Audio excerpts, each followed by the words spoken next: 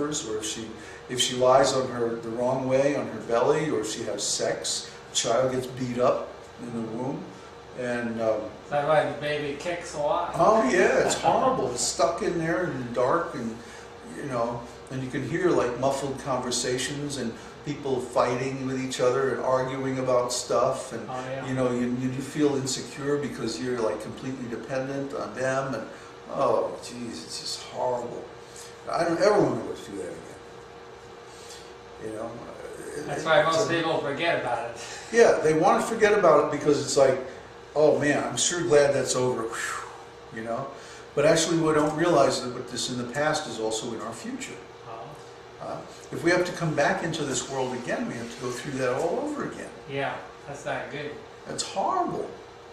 It's unnatural. The soul is naturally full of pleasure and light and consciousness and knowledge and love. Why should we have to go through this terrible process that like squeezes us into this little meat bag, and then then we're pushed out through the womb, through this narrow little opening. It's such a traumatic experience, both for the mother and for the child. Very painful. Why didn't Krishna design it that way? I think it's a message, huh? Maybe you don't want to be here. Maybe this isn't our real home. Maybe this is like a jail. Maybe it's like a punishment. Maybe we're like going the wrong way. Maybe we should think about going a different way. This is all, it's designed by Krishna. It is exactly the way it is because he's trying to encourage us to get out. It's just like jail. I mean, they could make jail really nice with comfortable chairs and really good food and everything like that. And then you wouldn't want to leave. Yeah. Why should I leave? The government's taking care of me. I don't have to work for a living. I just hang out here and watch TV. Great. People would want to stay in jail the rest of their lives, but they make it difficult. They make it painful on purpose because it's a punishment. It's supposed to be a punishment for something bad that you did. So you shouldn't want to come back there. You shouldn't enjoy it. Of course, there's crazy people that do, but it's their business. The point is, we should want to get out of here. Right. We should want to go back to our real life in the spiritual world.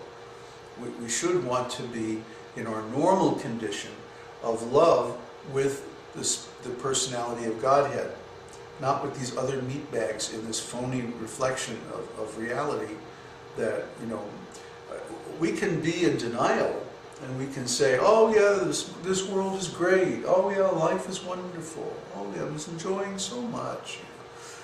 But we see even people who have a lot of money or have a lot of fame or have a lot of beauty. I mean, look at Britney Spears. Look at what she's going through. Who was that other star that died recently from drug overdose and all that? It's like they have all this money, all this fame, all this beauty, all these friends, all these lovers and everything, and they're still miserable. Mm-hmm. So the point is, this world is not our real home. We want to get out of here. We would like to go to our original home in the spiritual world and not have to accept this suffering anymore. So we have the chance now. Right now, we're not suffering too much. We're in a pretty good situation. We have the freedom, we have the ability to address the problems of human life. We have the guidance, we have the energy, we have the time, we have the intelligence. So we should perform the process now. We should have to go, instead of having to go into another womb and not know in what kind of situation we're going to come out in. Are we going to be born in a good family, a poor family, a violent family, an alcoholic family, a Muslim family, and someplace in Africa? Oh my God, yeah. Who knows where we're going to be born in the next life? The point is, right now, in this life, we have an opportunity to get free.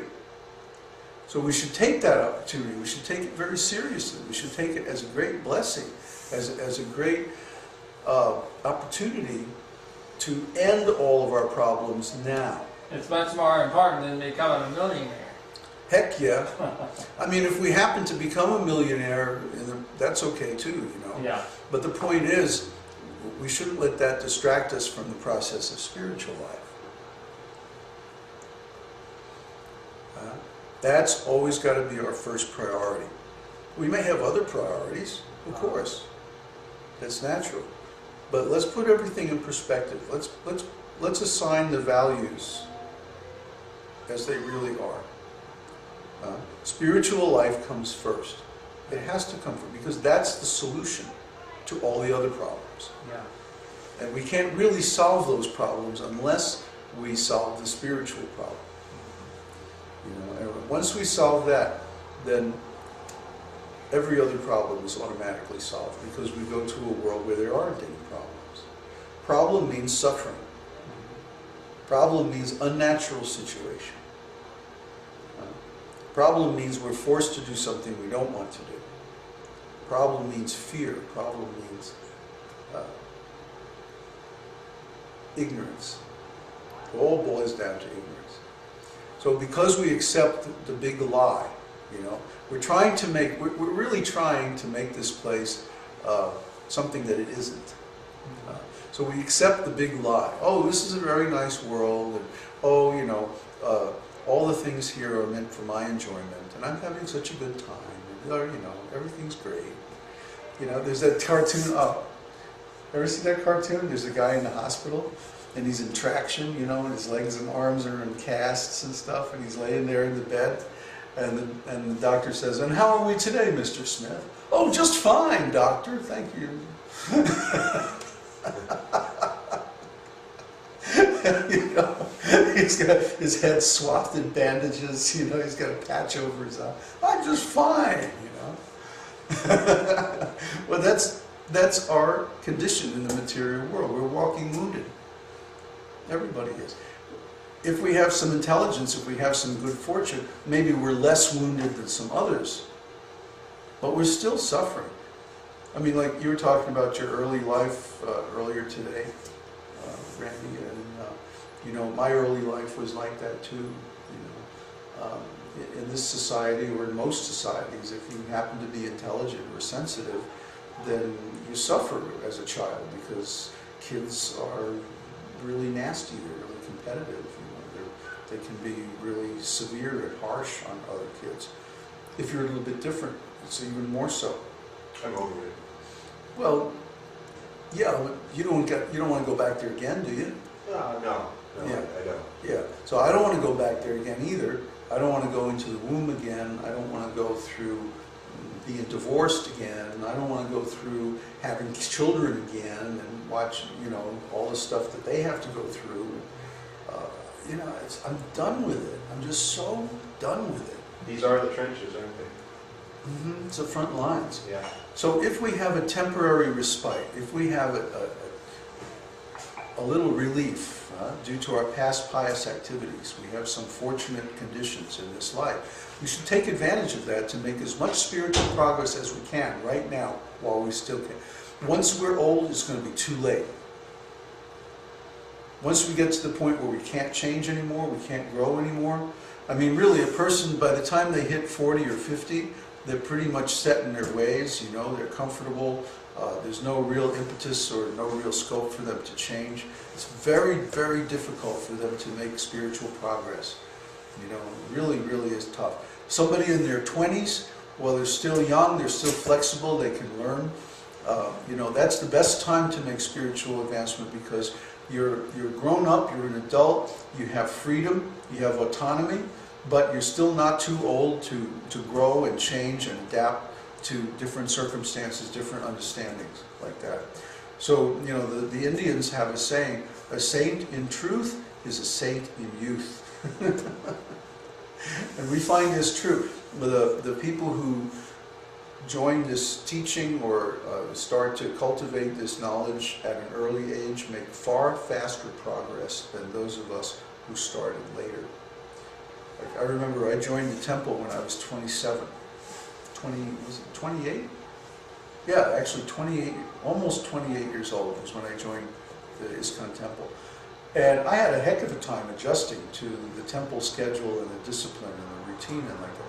But most of the kids were about 20, 22. You know, just 5 years or so younger than me, but still it made a tremendous difference in their ability to adjust and adapt to a completely different schedule, a completely different routine and way of life. I'm still a little unclear about, for instance, when we were eating food, it's enjoyable.